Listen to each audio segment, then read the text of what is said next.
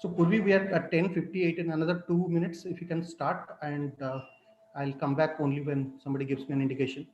So we are live right now. So Purvi, another 2 minutes after 11, you start. Yes, sir.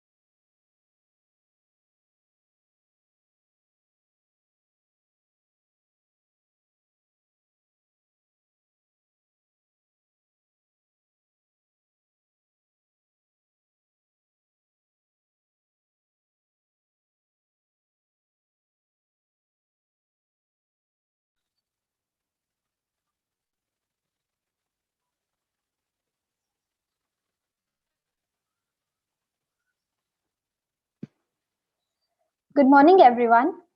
Before we begin, I would like to inform all the participants that this session is being live streamed on YouTube, and all interested in keeping their videos on are requested to shift to landscape mode. Participants are also requested to leave in their questions in the chat window, and they'll be taken up at the end of the session. On behalf of the Department of Personnel Management and Industrial Relations, I, Purvi Mohanty, welcome you all to today's PMIR Confluence, the third in a row, and a new initiative by the department to launch a series of webinars and spread its wings in a new direction and embark on the journey along with our esteemed alumni and eminent speakers as an attempt to grow with the new normal. The PG Department of PM and IR took birth in the year 1974 and has had the advantage of being part of the great academic institution, Utkal University. The department, along with the contribution of its esteemed alumni network, has and continues to contribute to create the best human beings to better manage the human resource. The department has a rich industry academia interface and closely interacts with industry houses through regular classroom seminars, state, national, and international seminars and workshops, management development programs, consultancy, and being member of professional bodies. Today's Confluence is one such prominent initiative to bring together all the industry stalwarts and benefit out of this confluence of all their knowledge and experience. The department stands tall because of its alumni, who today are leading organizations worldwide as HR leaders and contributing tremendously to the HR fraternity. The topic of today's webinar is the future trends of performance and rewards. To enlighten us on this topic, today we are fortunate to have with us a prominent turnaround HR leader, Mr. Satish Mohapatra, an alumnus from the batch of 1997. He has over 22 years of rich and extensive experience spreading across telecom, oil and gas, engineering, and IT, which includes a top-notch global technology giant and two super brand Indian corporates. A thoroughbred HR generalist and keen strategist with proficiency in independent handling of almost the entire gamut of HR, including HR strategy, business partnering, talent acquisition, talent management, HR mergers and acquisitions, HR shared services, industrial relations, strategic workforce planning, global mobility management, and compensation and benefits in a truly global setup in world-class matrix organizations. He started his career with Tata Communications and through the years moved on to various other key roles at IUCL and thereafter at Siemens India. He is currently the Vice President and HR and Head HR for Smart Infrastructure Operating a Company of Siemens in the South Asia geography. In the personal front, he is an avid biker and is keenly passionate about cricket and music. An inspiring stalwart, Satish, we look forward to hearing from you today. Now, I request Mr. Satish Mohapatra to take on today's session. Over to you, sir. Excuse me, you're on mute. If you could unmute yourself, please. Sorry, that was my bad. So thank you very much, Purvi. I hope I'm audible to everyone. Yes. So good morning, Utkal PMIR, friends and seniors and teachers.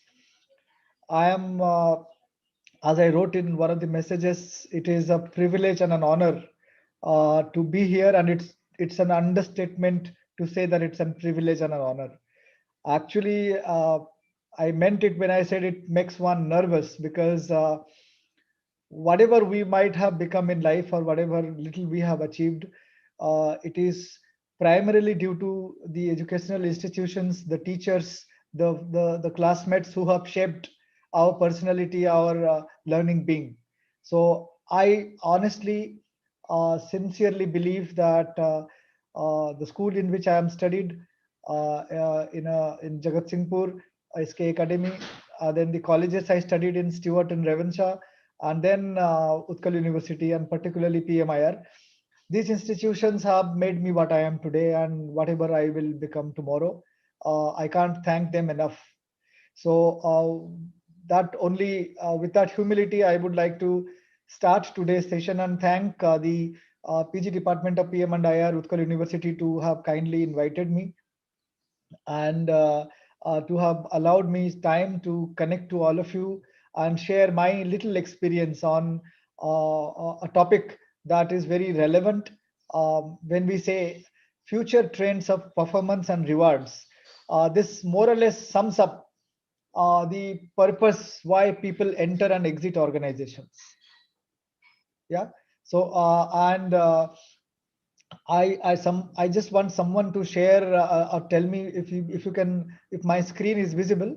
I'll be sharing some slides and take you through nothing about theory, but mostly about what I have learned in practice. And I will also not speak some of the ground rules. I would not speak anything, or I would like not to speak anything about the times that we are in currently. So coronavirus, COVID-19 or the pandemic will have very little impact on the slides. I will consciously not show more than one on that. And secondly, I would suggest that if you have a question, you can stop me and ask it anytime. Of course, at the end, we will have some time for a Q&A session. I will share a few slides that will just facilitate the discussion, but mostly I will do storytelling. I will primarily share my experience in the organizations that I have worked for, and primarily in Siemens, because in the last 14 years, I have moved around this conglomerate into various businesses and handled various roles in HR. And the topic of future trends of performance and rewards has to be relevant. On the examples has to be more or less today's rather than 20 years back. So with that background, are we ready to go, Purvi? Can you just confirm that my screen is visible? Yes, sir, it is visible. So thank you so much. So here we start. I would like to start with a slide which is a picture of let me see if I close this, if this works. So if it's a picture of New York City, Fifth Avenue. Is my screen visible? Is the picture visible? And then Yeah. I have a question on the picture.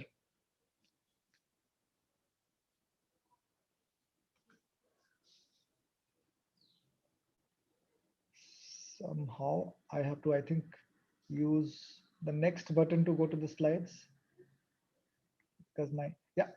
And the question is, in this screen, where is the car? You see hundreds of horse carriages. It's 120 years back. Obviously, automobiles were not there. And the most developed part of the world those days, Fifth Avenue, New York City, it is full of horse carriages. And where is the car is the question. And sorry, I think so. Somewhere in the corner, you still see one car, right? So that's the first slide. Now in the second slide, I want to take you to the same street 13 years after. 13 years is not a long time, right? And the question now is, where is the horse? Yeah. And if you see, like in the previous slide, in one corner there was just one car which was outnumbered by the horses. You see here the same thing, but in reverse. It's exactly one horse carriage visible amongst hundreds and hundreds of automobiles that are completely filled the Fifth Avenue, New York City. In just 13 years' time, the landmark of the same road has changed so drastically, and which means when time of a powerful change comes in, before we realize, our whole world changes, isn't it? So with this introduction, I wanted to connect you that the same reality is what we are going through today. And I will not share any statistics. I would not like to bore you with any further details about the next slide. Just show it and let you remind that 2020 also has probably changed the way we live and work forever. I think this picture is a tell picture. It doesn't need any descriptions, but it's a certainty that the world around us has changed forever. In that context and in this background, I would like to go back to our topic so that we see whatever slides or discussions we have henceforth, we see them in the new context. I hope that makes sense. Let's see, forget coronavirus now. Let's see some of the important mega trends, global mega trends, as they say, that are facing us. So by 2050, more than 20% of the world's population will be over the age of 60, which is significant.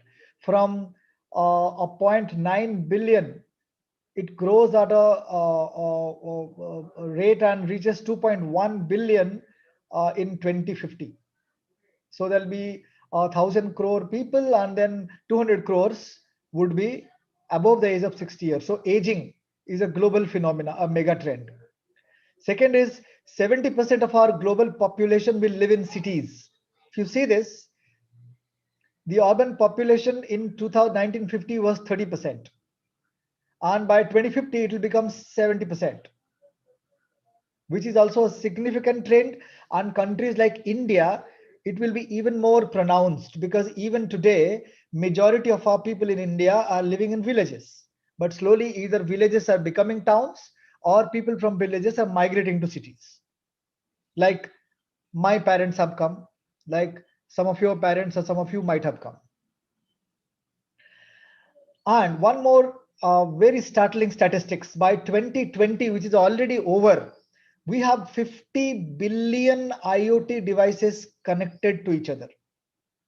So which means for every human being on earth, we have at least 7 devices that are connected. How mind-boggling is this data, isn't it? And while technology opens doors, the global trade will become fourfold by 2050 from what it is today or what it was in 2018. Also very significant statistics, because the world has been trading with each other since centuries or millennials. But suddenly in a span of 30 years, it will become fourfold, and all thanks to technology. I can buy a water bottle sitting at home from the US. And actually I did one recently. So that's why I got reminded of it. Climate change. So solar and wind power generation will increase sixfold. So strongly driving electrification everywhere. These are the mega trends in which we live in.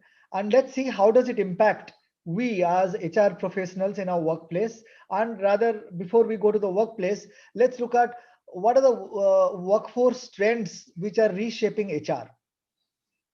Now, this is a slide that's for 10 years between 2015 to 2025, and we are exactly in the middle of it. So this slide is very, very relevant for us.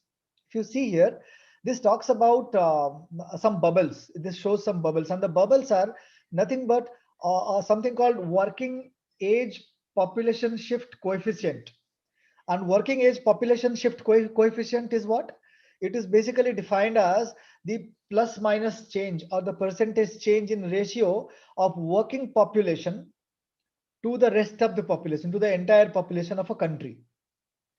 And the size of the bubbles, the percentage change in growth denotes which quadrant you are in, whether positive, which is in this quadrant, or negative, which is positive is where Nigeria, Ghana, Jordan, India, you see Philippines, and negative is where you see US, UK, France, Japan, China, etc.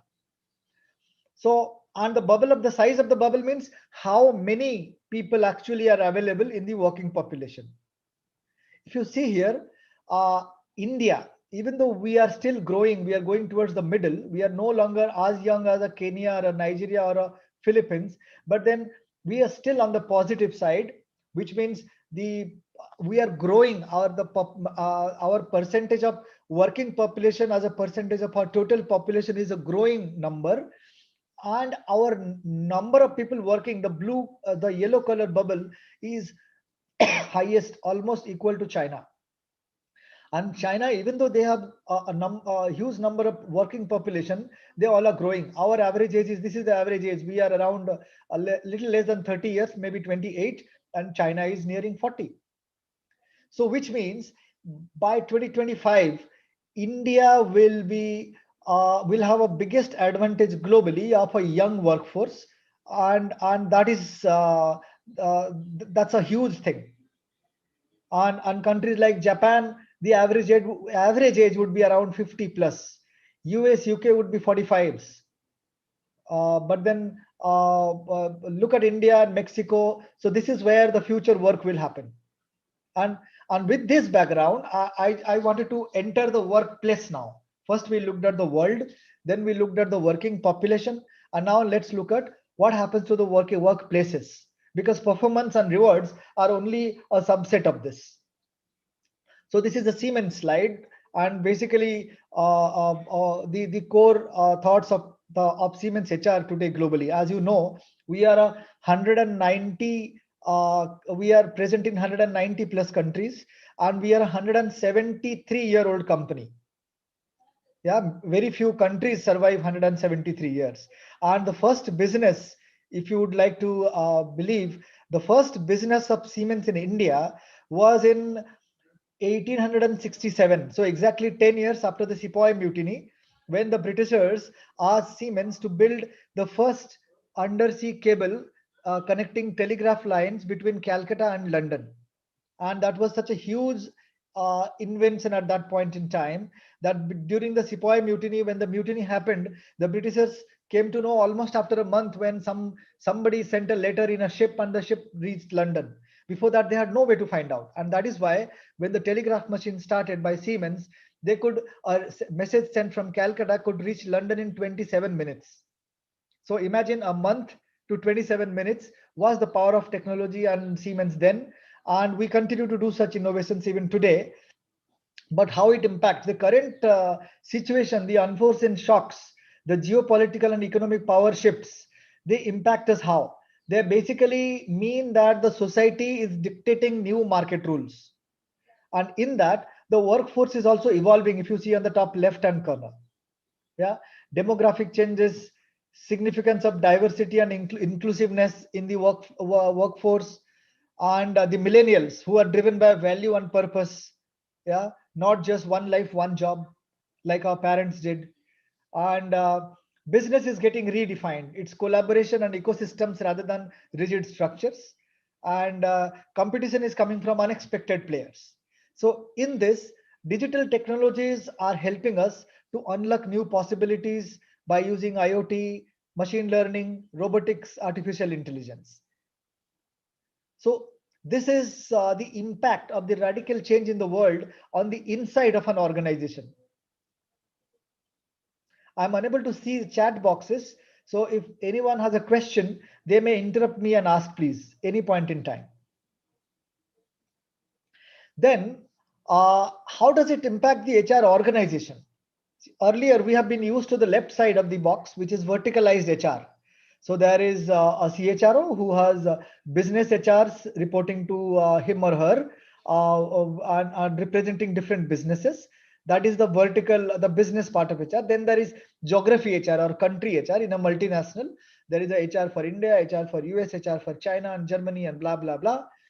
And then there are expert teams, say the corporate departments as we call them in India. Globally, the term is morely used as expert teams, which is talent acquisition, compensation and benefits, industrial relations, yeah, learning and development.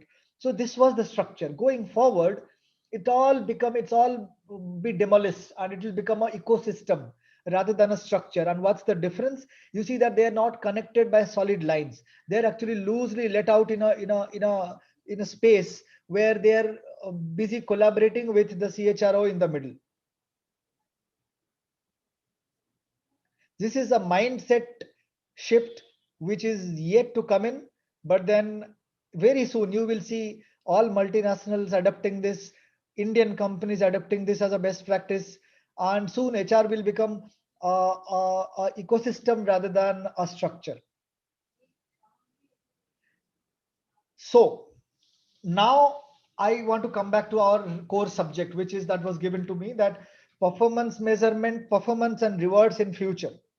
Now this has two parts. One part is performance and second part is rewards. Let's look at both of them separately because they are separate topics, although interconnected.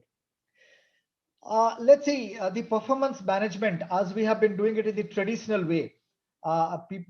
Those of you who are studying PMIR now might have studied in the books. Those of my friends who are practicing HR would know it from the practical exposure. Basically, the traditional PMP or performance management process at its best is how. So basically what happens is this is a funnel and this represents the middle one in the picture. This represents the activities, yeah. And if you see here,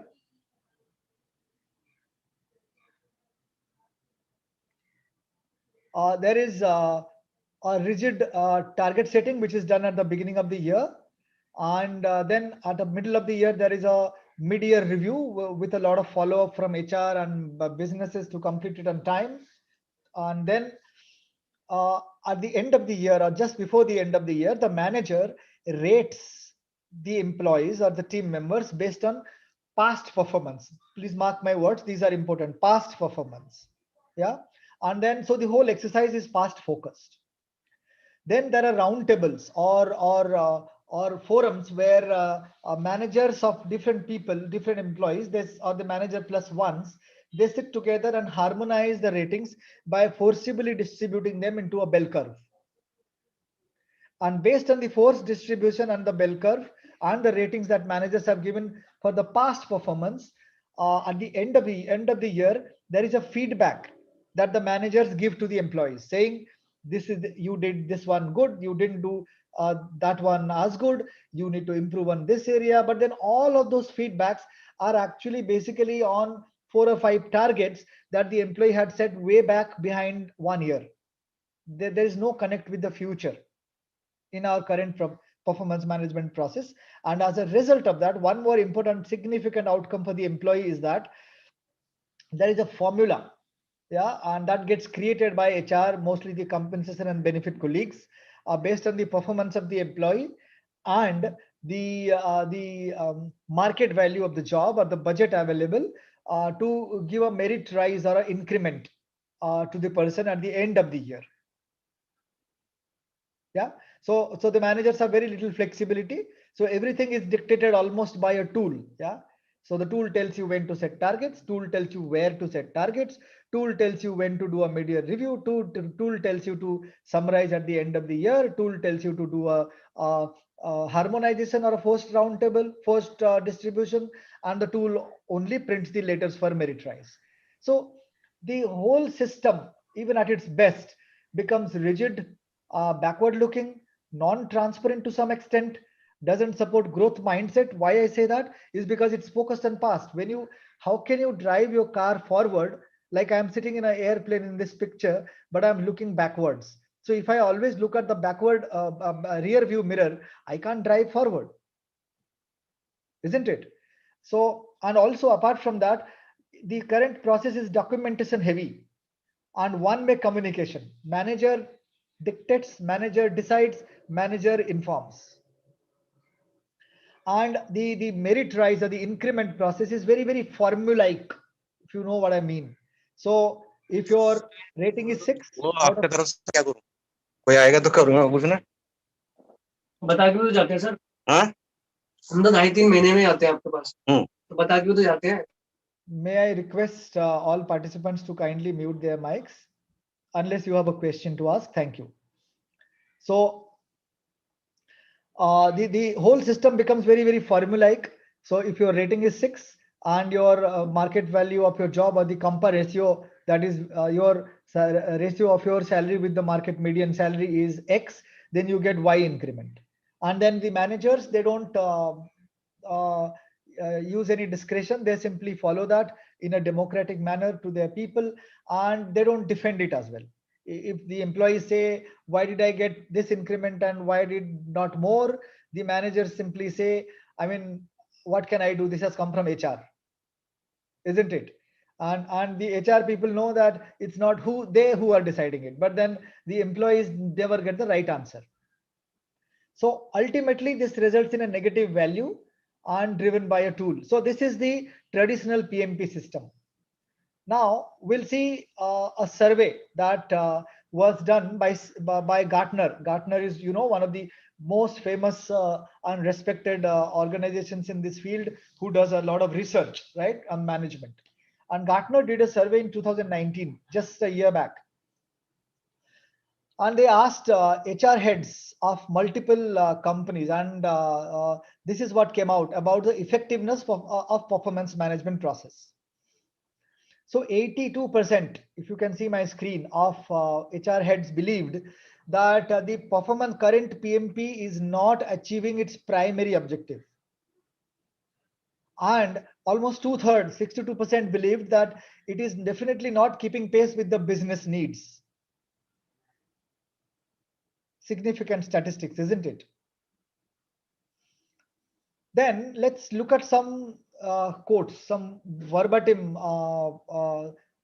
views of HR heads. There's one VP total rewards of a retail company who says, we have rolled out lots of tools, but then haven't seen the adoption we wanted. Yeah. And someone says, many times I have wondered, he's a HR head of a manufacturing company. Many times I have wondered, if we just eliminated the formal system of performance management, would we see any impact on the business? Would it damage us in any way? If not, then why are we doing it in the first place, isn't it? I love this head of HR manufacturing company who says this line. He says our approach to performance has a negative value. It is a potpourri of nothingness. Very, very bold statement, but he or she couldn't have been more direct. So basically, the summary is that many companies and HR managers are not satisfied with their performance management process. To add to that, we in Siemens did an internal survey of our employees and managers and leaders. So some of them said these things. Someone said there's so much of documentation overhead. Someone else says our roundtable focus is far too much on looking backwards. What happened in 1 year back? Why should it matter today? Or when deciding the future of a person? The business is so agile. The challenges on the table change so fast. Then someone says, with the tool that we use, Workday is not so bad, but then it's really not engaging.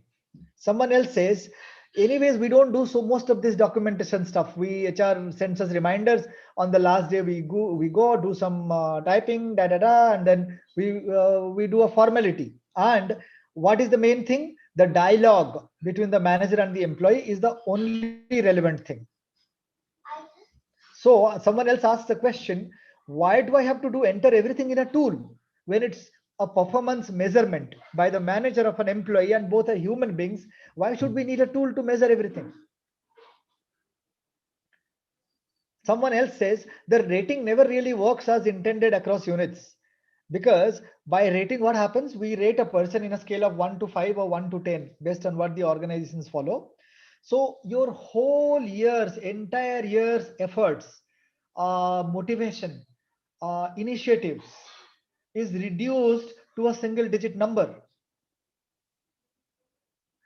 How fair is that? So our managers were also not happy with our current PMP system. So what do we do in this context? What we did is we said, let's do something drastic. Let's not do a symptomatic cure for a disease which is bigger. Let's change the game. We said we will introduce something called growth talks, which is actually a movement disguised as a project. And what growth talks does, it changes the entire theories or the learnings about PMP. We will learn how. Basically, what it does is, maybe I'll go to the next slide first. Basically, what does is growth talks, the new PMP system that Siemens is going to follow, and I am thankfully I am one of the global team members who's representing this in 50 countries in the world today, and almost 37 next year, and then the rest of the countries thereafter. What we decided is we will remove mandatory documentation of targets in the year beginning. So no target setting in the organization. No target setting, full stop. And no, because there is no target setting, there is no end of the year assessment or formal rating or calibration. So can you imagine two fundamentals of a PMP process? One, target setting, which is now not there. Second is the year-end rating, which is also not there.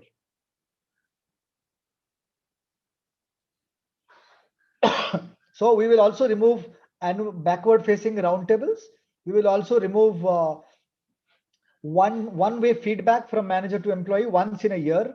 Yeah, we'll also remove the increments which are based on ratings. Yeah, and then HR driving the process also will change, which is another significant process. It is a business process. Measuring performance of people who work in the business is not HR's job. HR doesn't add any value. We end up creating bureaucracy if you put it on us. With that, we said, then what do we keep from the current system? What we keep is that the managers and employees are aligned on the expectation and the goal settings. Should not happen that my manager wants me to go to Bhubaneswar and I end up in Indore.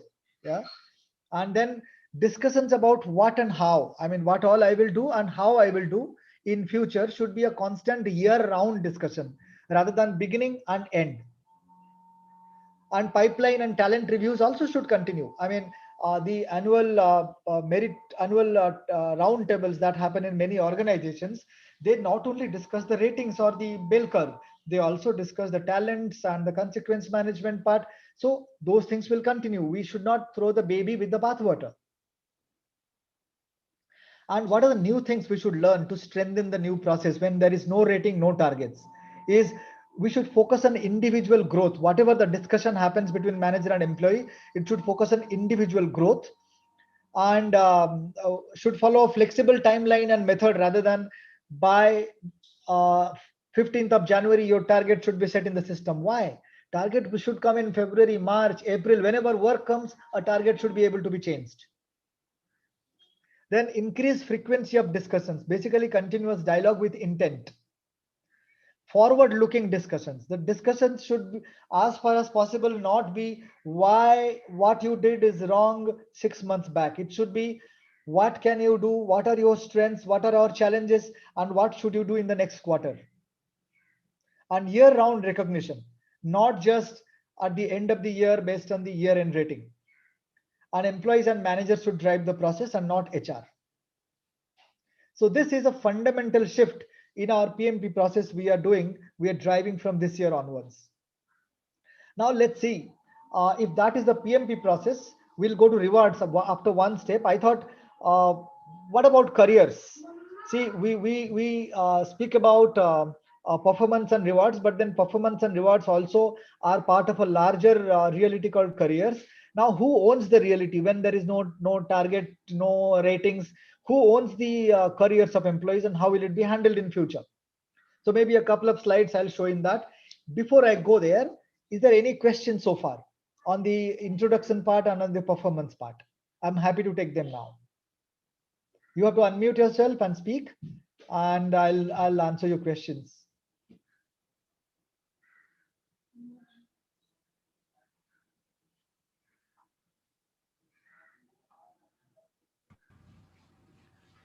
Satish, I would like to know more about HR ecosystem.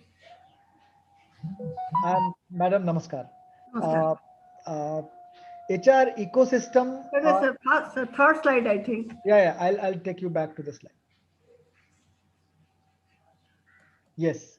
So this also is a concept that is catching up now. Basically, structure is giving way to fluidity. If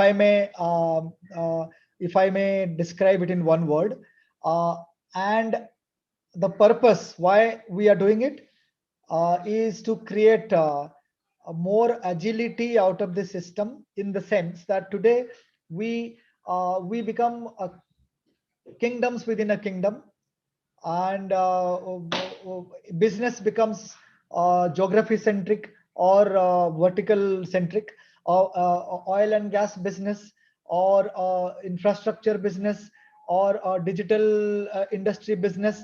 They all think our business, our people, our HR. So we HR people also have no other choice but to get molded into those pockets and the buckets. In the process, if you look at the HR organization from a 30,000 feet view, you find that there are so many people busy working throughout to please their own businesses, but then in between them there is hardly any collaboration. If somewhere there is a great work happening, the probability of it getting copy pasted across is also very low, and silos are the word rather than collaboration. So if it's an ecosystem, because everybody protects their kingdom. India HR head will think that, okay, these are my people, why should they work for China? Or if there is something in Singapore which is needed, why would I don't have I'm paying them to work for India, so I am answerable to India management. So but an ecosystem ensures that these hard lines or the solid lines between the boxes get replaced with it basically says CHRO in the middle, and like solar system, like a concept where people are moving around you. You can connect to them. You can you once in a while come closer to each other and exchange. But then it is not that you are bucketed and you are compartmentalized. And that is exactly why, suppose a compensation and benefit team globally should be one team that are aware of compensation and benefit challenges in India, in Russia, in US, and in business A, business B, and business C. Similarly, talent acquisition should have a view which is not compartmentalized within saying that, okay, in Singapore, we have a challenge of getting right talent. In India, we have too many people, too little money. So instead of being compartmentalized, they also learn to use the different situations at both different places to complement each other's strengths or the geography's strengths. So basically, it's a loosely fit, purposely built loose arrangement of HR verticals. Let's say corporate HR, business HR, and the CHRO on the HR back office, the shared service, so that they are not limited in their ability to collaborate by organizational structure. So, madam, I'm not sure if I was able to answer you. Sorry for the long answer, but this is how I understand it today. Thank you. I think what I understood, it is more flexible. Yes, it's more agile. That's it is flexible is the right word, but today the cool word is to say agile. So everyone Yeah, says agile. and it's because of the environmental demand. Yes, absolutely. Thank you. Because HR is being expected and will be expected in future to do more with less. Thank you. Thank you. Thank you. Thank you, Right. Satish. So thanks, ma'am. Any other questions on this part? We discussed about the environment, the ecosystem. Then we went to performance management. We discussed what's wrong with our current performance management system. How is it past focused, and what the become? I'm just taking you through quickly. What? Some slides are not fully seen in the screen. Okay. Some slides. Is it with some everyone else also? This one is visible, but then Okay. the previous one, the horizontal things, extreme right side is not visible at times. Okay, I'm sorry, ma'am. Maybe the Zoom or something has a problem. I'll try to take care of it in the next slides. So then we discussed about how how what do we keep today and what do we remove. The formal documentation we remove, for formal target setting at the end of the year we remove, and then linking a number driven increment process we remove, and we replace it with frequent positive future focused dialogues between managers and employee. We are not interested about whether a manager wants to rate one employee 9 at the end of the year and the other 4 at the end of the year based on the performance. It's the manager who will manage their performance. HR does not want to enter and create bureaucracy around it. So while we are taking that step, it's not so easy. There'll be a lot of challenges because managers themselves will come and ask, how do we reward best performers? How do we eliminate poor performers? All that was earlier depend upon that single digit number rating.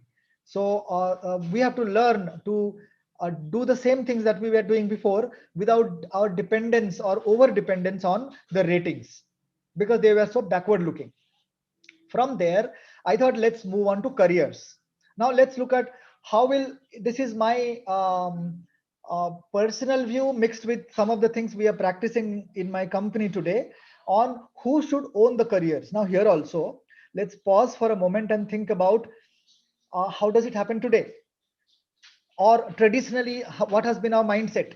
Now I am 3 years into the professional field, and even I grew up with the learning that you do your work, and the company or the manager will take care of the career and reward. So basically karmanyavadhikaraste ma phaleshu kadachana. But at the same time, uh, whether that's relevant and always going to be relevant in the context of who will manage your career in today's context, when careers are more like a game of a snake and ladder. Earlier the only way was up. You might have to wait 10 years to go one step up, but then you wait for 10 years and then you have a certain amount of certainty that if you work well you will get there. Today the whole paradigm has changed. Today, it's more like a game of snake and ladders, where sometimes the ladder is not straight, it is parallel to the ground. So you take a parallel position in another business or another area to gain more horizontal spread to your skill set. Or sometimes you consciously, like a snake has bitten you or eaten you, go down a couple of steps because you want to make a career shift. You are in service, you want to go to sales, and nobody will take you in sales in the same experience category you are in service today. So you come one level down in sales, and because you believe that the growth from here will be faster. So this was earlier also there, but today it's becoming more of a routine, more of a reality, more of a expectation. And because it is so, then who really owns the career of people? So at Siemens, at least, we believe that employees, you own your career. It is all of us who own our own careers, and we cannot outsource it to the manager or to the company. This is this concept. I hope this slide is visible. There was a time when the concept was one life, one job. As you see in this picture, even if that job is the most dull, the most boring, the most monotonous of activities involved, people would do that with pride for 35 years, for 40 years before they hang their boots and retire. Those days are gone. Those realities are no longer relevant today. If I may throw some statistics with you,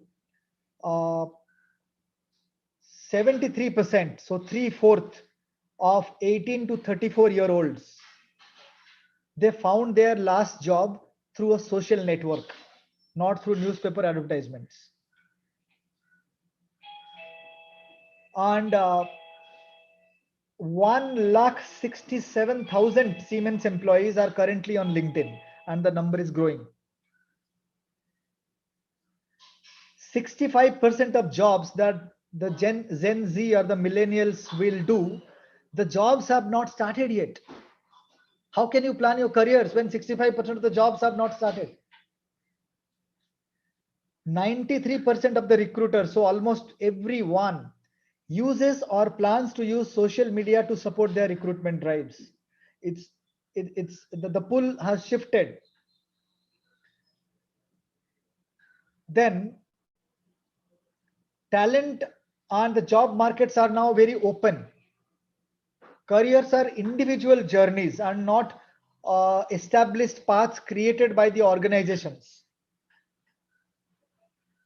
And there are multiple ways of placement decisions possible. Today, for example, if I have to hire a person in a business CEO in Mumbai, in Siemens, I have 5 or 6 ways to fill that position. I can promote someone within the organization. I can hire someone from outside in the market in India. I can hire a expat who holds a work permit to work in India. Number 3, I can transfer a Indian who's working overseas in some company to here. And last but not the least, I can bring a person from the other 195 countries in which Siemens is working in. And the new system that we follow, no longer new, actually, it's been since last couple of years. We call it Own Your Career, OYC. And OYC has some elements. It's also an ecosystem. Ma'am was asking about ecosystem. So ecosystems within ecosystem. So career is an ecosystem rather than a 5-page document that defines what will happen in which career path. So here we have some tools and some models. People can make use of them based on their choice, need, career plans, growth aspirations. So we have something called, let me start from your people profile. So this is actually like our earlier we used to have CVs, right? And then HR used to prepare a snapshot of a person, share it with the business. Talents used to be evaluated basis that. Now we say, no, sorry, HR has no role in this. You know what you are better. So there is a page. Go there and update your page, your skills, your past experiences, your education, your future ambition, your strengths, etc., etc., etc. And what more easier way to do that, because our internal official people profile page has a button where you click the button and you can import your LinkedIn profile into the company. Doesn't that sound cool? Anything you have in LinkedIn, with a click of a button, the same profile gets replicated in our format inside the organization for all the hiring managers in the 190 countries of Siemens to view who's who. Then we also have job tagging, which is another interesting thing. Now, as I said, we are 370,000 people in 190 plus countries. So the multiple jobs, we almost have some 3,000 jobs in the company. And if I'm interested in a job, let's imagine I am a sales manager and I want to become a sales head, yeah, or a regional manager sales. I can tag in my people profile page that what are the jobs I'm interested in. I say sales head, I say vertical sales manager, I say a regional sales head. Whenever, anywhere in the world in Siemens, anyone posts a vacancy in that system, and 100% of the jobs are mandatory to be announced inside first before we can go out. And whenever someone posts any job inside with a tag that matches any of these tags that I have defined, I immediately get a pop-up email saying, in Argentina, this sales regional sales manager job in mobility business is available. Would you apply? Then you click and you apply. And then if you are shortlisted, you are interviewed, and then they can hire you. So internal job market, job tagging, people profiles, open job market inside the organization. Earlier times, even when I started my career and well into the middle of my career, the philosophy was, if you have come from department A to department B, please spend 3 years at least there before you can even apply to a job within the company. Even if you consider that as a aspirational job, you are not allowed unless you spend 3 hours. पहले कुछ काम कर लो एक जगह. That was the line we used to hear and sometimes we used to believe in. Today we are saying, look, is it smart to not allow a person to move inside the company and risk them to go out? As simple as that.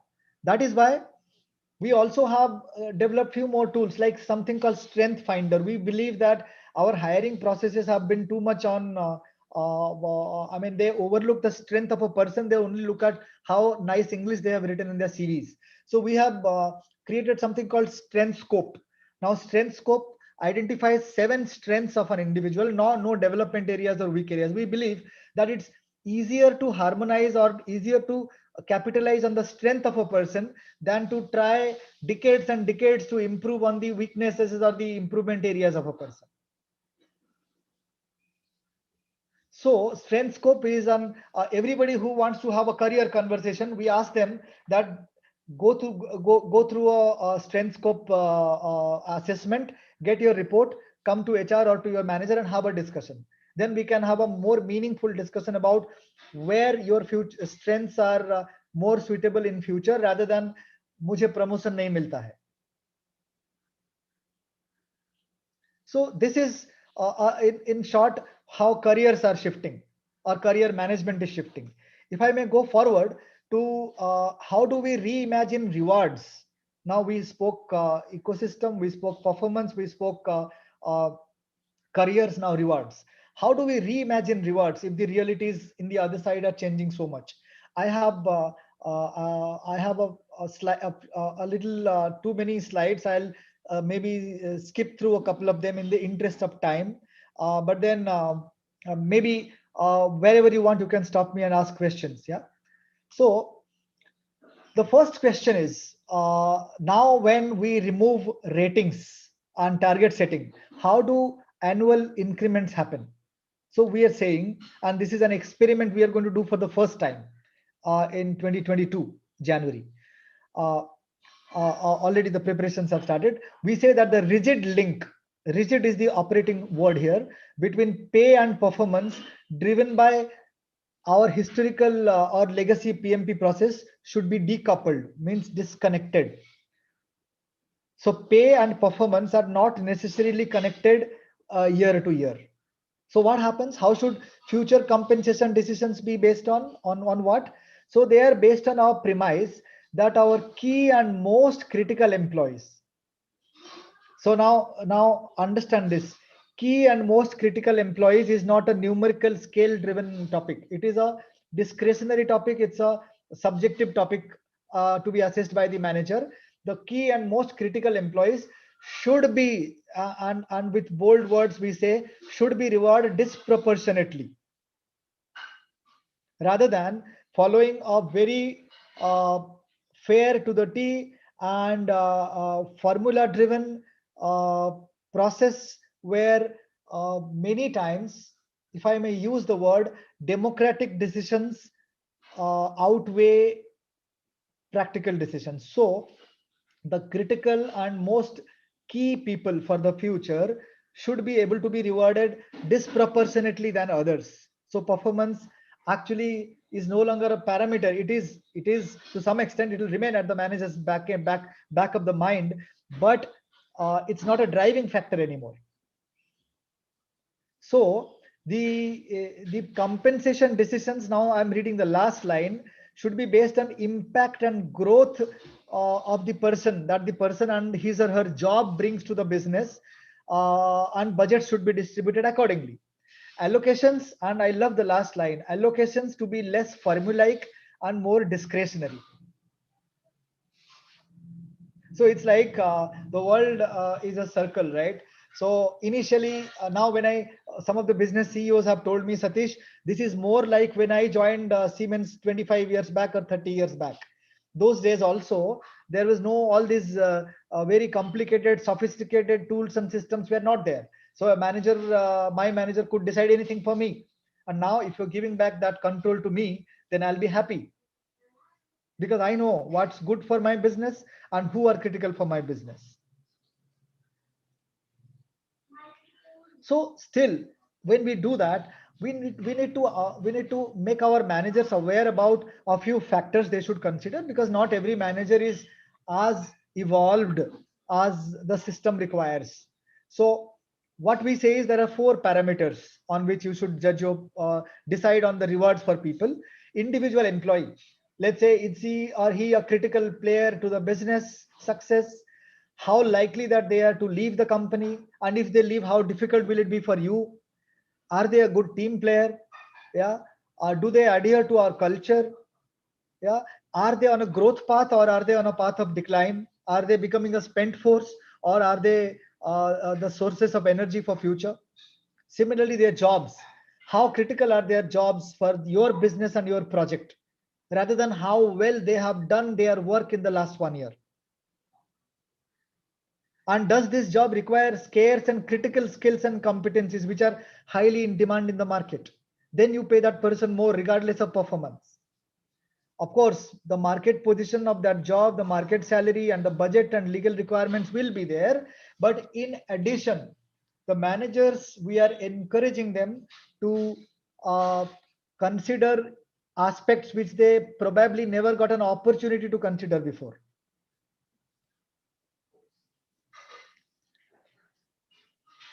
So going a step beyond work, going a step beyond increments, there are various other things. There are retirement benefits, there are flexible work arrangements, there are professional support for higher education, there are medical insurances, healthcare, so a plethora of benefits that companies provide or rewards. Now, one more thing we should remember, we are actually a workforce that still has baby boomers, Gen X and Gen Y together, and millennials coming in. So if you see, the preference of all of them are different. The baby boomers, I'm sure all of you understand what I'm referring to by baby boomers, Gen X and Gen Y. So I'm not spending any time in defining them. But for them, healthcare, insurance, retirement benefit are more important. If you talk about Gen X, where I belong, so when we grew up, professional support, flexible work arrangements, insurances were important for us. And if you talk about Gen Y, for them, flexible work arrangement is at the top actually, and retirement benefit is at the bottom of their mind. So in this mix, imagine that tomorrow when in a workplace we'll have full-timers, part-timers, permanent people, contracts, temporary people, even volunteers who just want to come there to learn a new skill without any payment, and robots. If all of them are together in a shop floor or in a boardroom, how will you even plan such a reward matrix? But interesting times are ahead. So a few examples. I want to very quickly rush through these slides. If I go through details, it will take time. Uh, I have a few suggestions on what I have practiced in my little experience and I have seen and learned in Siemens. Is some of the factors are hygiene factors and some of the factors are future factors. I have classified them into two parts. The hygiene factors are how do you pay compensation and benefits? How do you pay, not how much do you pay? So it's not one size fits all. So you should be more level less towards rather than being hierarchical. The benefits should be level less. So something like a medical insurance. Yeah, it should not be differentiated between a vice president's life and a blue collar workman's life are equal to the company or should be equal to the company. And if you are able to demonstrate it, then the only proof of the pudding is in the eating, which means the medical insurance policy should be equal for all. I'm just giving one example. There are many other examples. Similarly, the pay structure should be a right balance between rigidity and flexibility, rather than saying our structure has basic HRA, LTA, blah blah blah, and the employee asks, but I don't have my own house.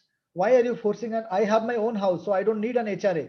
Give that money to me in some other form, maybe car allowance, so that I can get a tax benefit. And we say, sorry, this is our structure. That will not work. We need to be flexible rather than rigid about how the employees want to take their salary home. So similarly for insurances, etc., which are very costly, it should be entitlement driven. It should move to voluntary, where as much as possible you create the ecosystem, create the benefits, employees pay and cover their parents, cover their in-laws, whosoever they want. And in Siemens, we call this as my pay, my way. So this is a system that actually enables an employee, and believe my words, to change their salary structure even every month. Between 1st to 10th of every month, we have a window where every employee can go to a system and change any element of their salary as long as the bottom line is the same. Yeah. So depending upon their tax planning.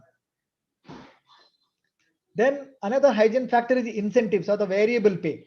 Now the variable pay also for far too long has been driven by the directors, the CEO saying decide what will be the targets and what are the achievements. Rather than that, what we should do now is we should have special incentive schemes for different categories of people. Like for sales people, you should have a sales incentive probably, which should be more aggressive and without any upper cap of payout.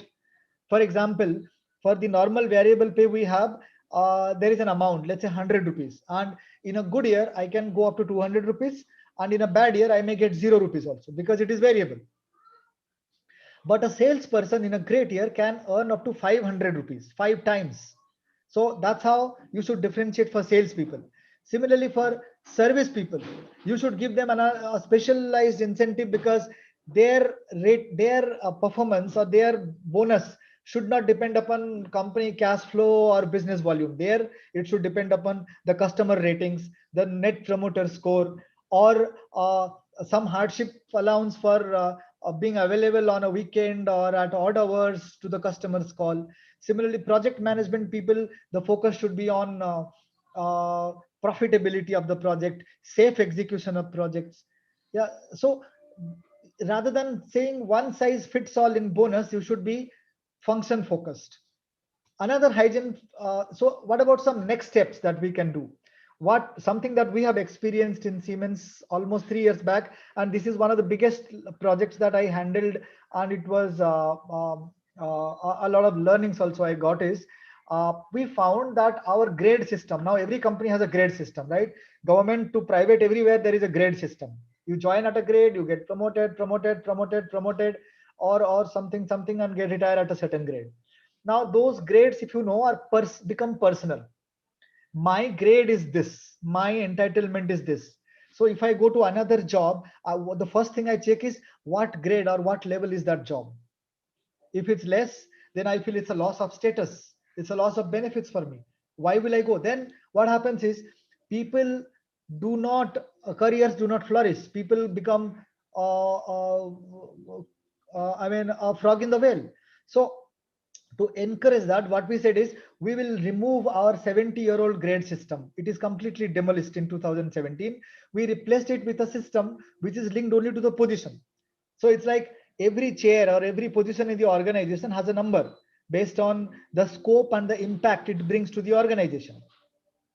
And as long as I sit in that chair, my grade becomes the grade of that chair. If I get up and sit in another chair, my grade can become 2 or 3 level up at one go, or 2 level down at the same time. Should it impact my benefits and my entitlements? The answer is no, because if it does, nobody will move between chairs. So that is something that we implemented, which is called grip. And we are it was not easy, it was a big change management. We are still making it perfect, but then it shifted our mindset from a person thinking to a position thinking, which was very, very important. So maybe moving forward, we also did another experiment on rewards, which I wanted to share. At our senior levels, and we did this experiment at the top, because the top should lead with example. So globally, Siemens is a large company. So the head of India probably will be somewhere here, and then the globally there are 5 grades which are called senior management, and below it is called non-senior management, another 10-15 grades. Now we said, we will forget about linking from position to person. We will remove all these grades. So between, let's say, my level and between the Germany global CEO's level, there were 5 or 6 levels. Today there is no level. We both are in the same level, because we demolished. We said from levels we will become individuals. We call it level less. Actually, the category in our system is called level less.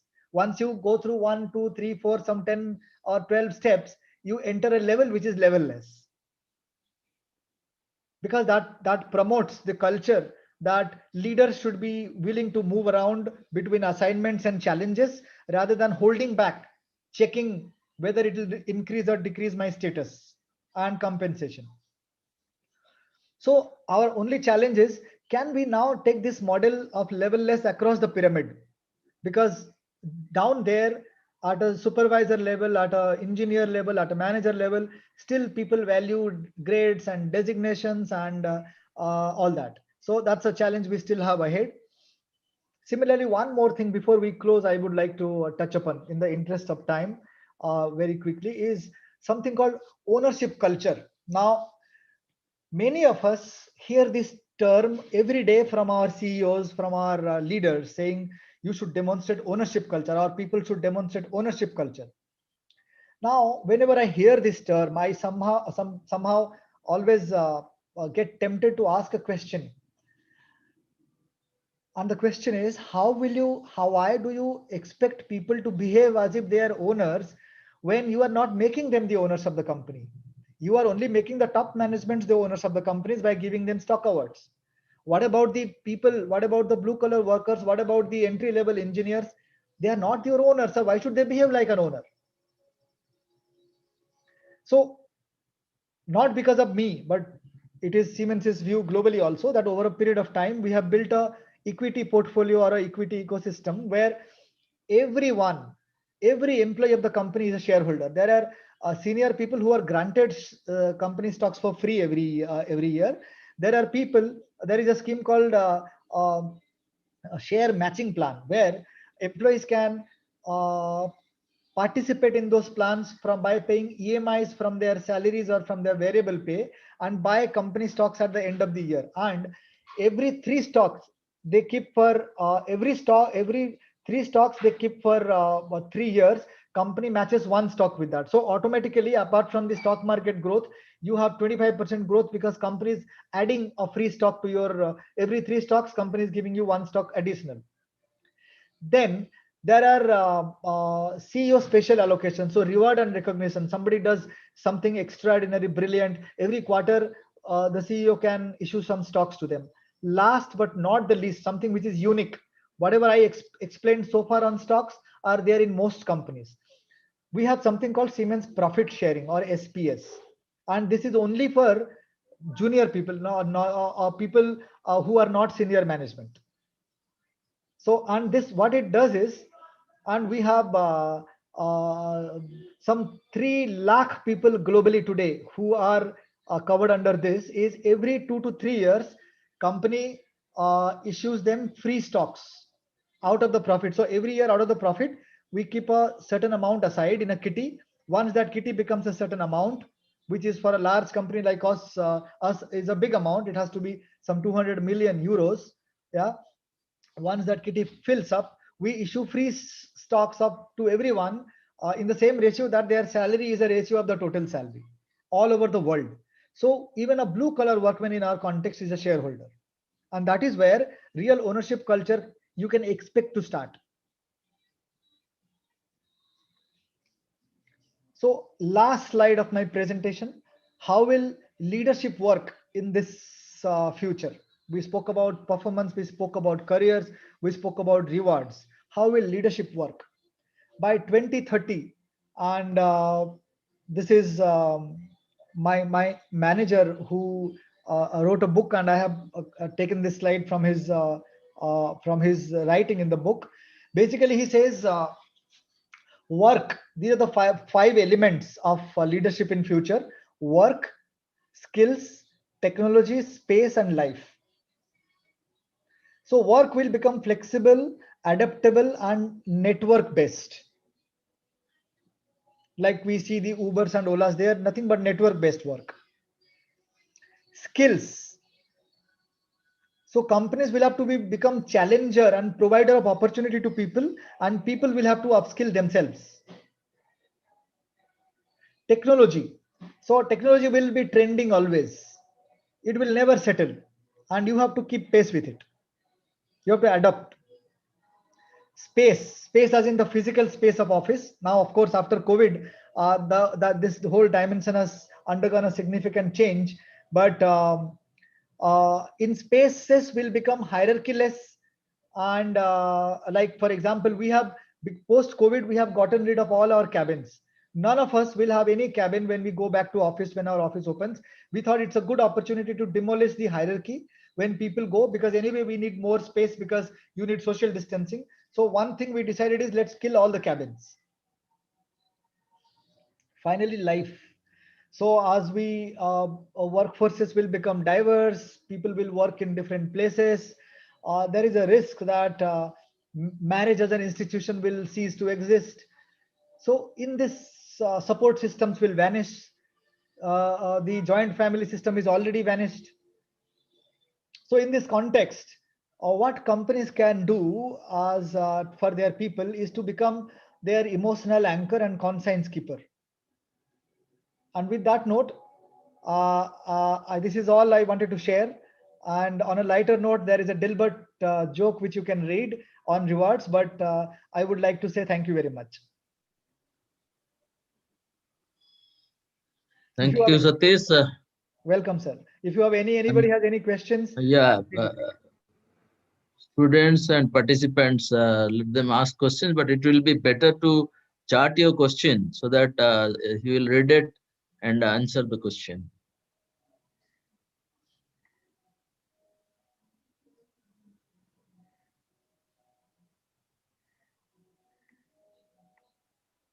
Hello. So let me look at the chats. Someone asks,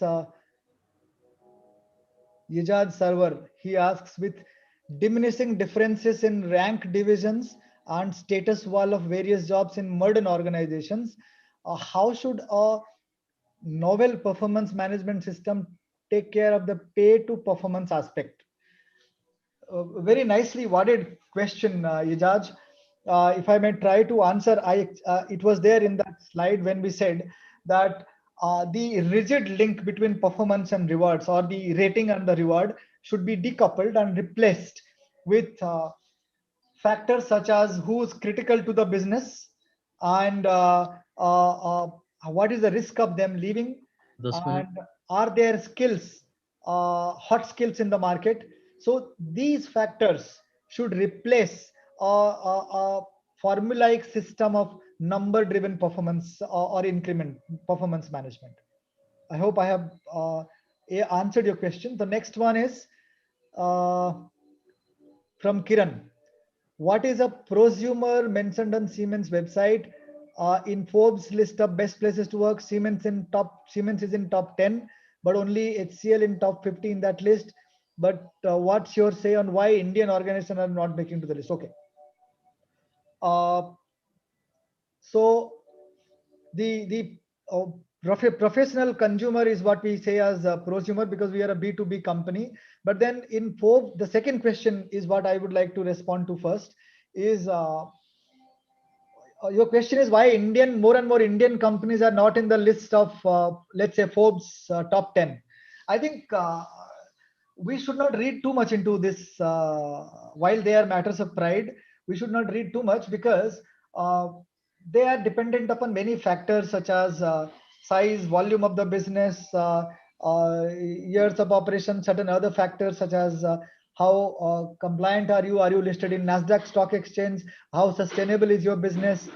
So while many Indian companies and Indians are really leading the way, Infosys on the Tatas, I can tell you, having visited or worked with colleagues in Europe very frequently, Tata's, Infosys, so these are names which are also well-known names everywhere and respected names. So it's not that Indian companies are not there. Probably they will have more growth opportunities in future, when, as we saw in the beginning slides, that we are one of the youngest workforces in the world, and that is why the future will more belong to us. Now Purvi asks a question. You mentioned that compensation decisions need to be based on impact and growth and not just performance. What qualifies as growth and impact? Very good question. Now, growth doesn't only mean growth in terms of career growth. Growth is a mindset, actually. And I was yesterday only seeing somewhere a difference between performance and growth. Growth is when you move from past to future. Growth is when you move from constraints to opportunities. Growth is when you are open to accept feedback, because unless you accept a feedback, you will not learn, and unless you not learn, you will not grow. If I take for example this presentation I'm making, I may be trying my best, but if I was too fast in the middle, if I missed a few aspects, or if BBM ma'am or SKT sir or even Purvi, any of you point that out to me, I should humbly and respectfully accept that as a feedback, or why feedback, or feed forward, so that actually I can work on it in future and make the feedback a feed forward. So that is growth. It's a mindset topic. And impact is mostly number driven. So I cannot say that because I speak good English, I have the most impact on our business. It has to reflect in numbers, it has to reflect in customers, it has to reflect in real life. And impact, that's why, is easy to measure than a growth mindset.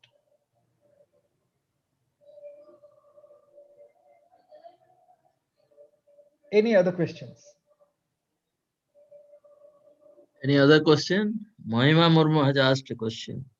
Yes, so let me see another question. A key characteristic of the Gen Z is their need for immediate gratification and validation. Do you think this characteristic would be a key element of the reward and very nice question again. I'm really so glad with the quality of questions that you guys are asking. Let me try to answer.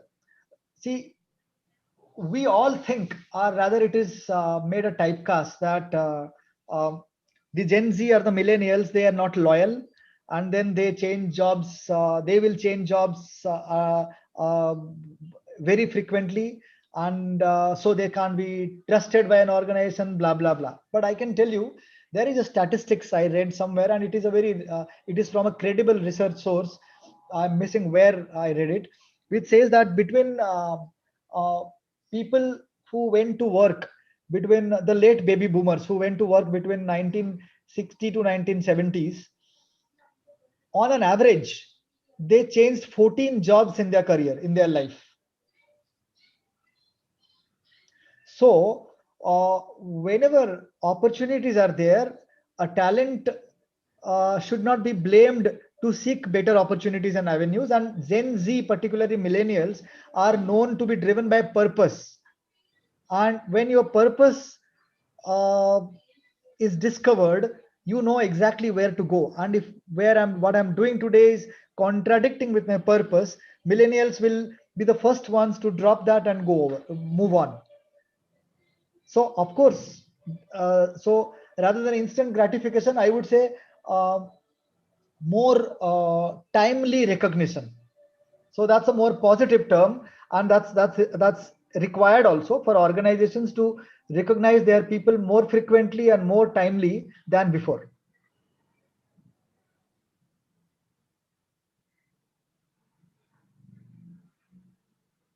How to deal with non-performance and managers biases, favoritism in the proposed? Very good question again. I mean, these are exactly this from KP Tripathi. These are exactly the most difficult questions that we are facing now, and not all the questions we have an answer to. But yes, the new system relies more on subjectivity of the manager.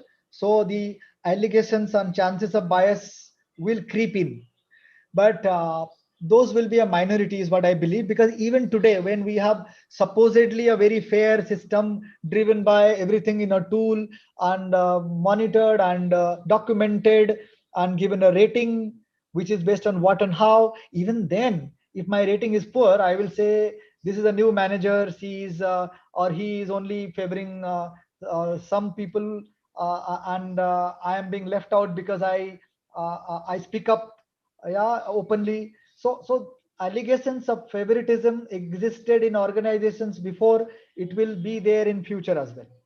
The key is whether you should design your new processes thinking about the 5% of the people or situations where it is genuinely negative, or the 95% where you could bring in positive change.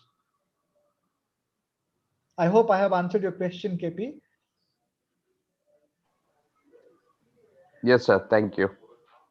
Someone asks, Acha, this is Ashok Bhai. He says, earlier you were also in one of the Maharatna CPFC IOC. How do you see the CPFC to adapt to any such innovations in HRM field?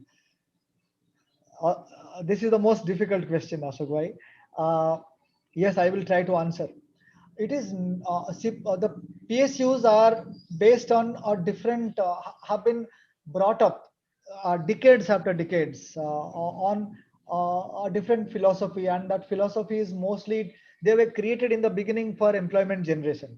Yeah, and when they flourished, the systems and processes became more democratic than differentiated. While some of the PSUs, yours and even Indian Oil, NTPC, BHEL, they're great, all great companies having excellent HR practices, and the initial years, they are the best places to be trained on. Uh, it is a big challenge that they have, that after some years, they stagnate, people feel they are stagnating in their careers, primarily because everybody gets similar rewards. So I think unless that crux is broken, that they are given the freedom to differentiate between high performers and low performers in terms of rewards, and significantly so, adapting to new age practices will not be easy. The fundamental is you have to differentiate between talents. Thank you, Satish. I think questions are asked. Now I request Madhuchanda Mahanti, our head of the department, to offer the vote of thanks. And before that, okay, sorry, she is not connected now.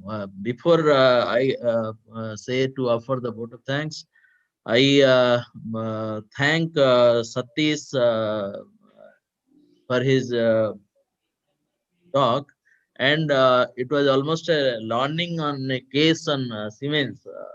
I think all the students are very much benefited out of this learning process, and I appreciate his presentation. It was very nice, full of data, full of information, and he answered all the questions so that it was helpful for more learning about the system, about the practices.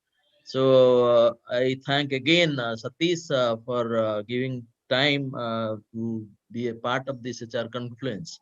And I expect that in future this conference will tag many of our alumni as well as